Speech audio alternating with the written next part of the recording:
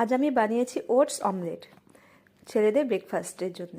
তো দেখো, প্রথমে ওটসটা আমি দিয়ে নিলাম, তারপরে পেঁয়াজ কুচি, লঙ্কা কুচি আর ধনেপাতা দিয়ে দিয়েছি।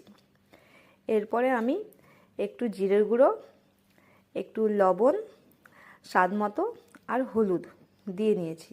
দেওয়ার পরে এরপর আমি ডিম দেব। তো দেখো, আমি ডিমটা এখানে ভেঙে দিলাম। প্রথমে আমি 2টো ডিম দিয়েছিলাম, দেওয়ার পর কিছুক্ষণ আমি রেখে দিয়েছি। কিছুক্ষণ রাখার পর দেখছি শুকনো হয়ে গেছে। তারপরে আমি আর একটা ওর মধ্যে ডিম দিয়ে দিই, আর একটা ডিম দিয়ে ভালো করে ওটা আমি নেড়ে নেব। দেখতে পাচ্ছ, এরপরে আমি প্যানের মধ্যে কিছুটা তেল দিয়ে নিলাম।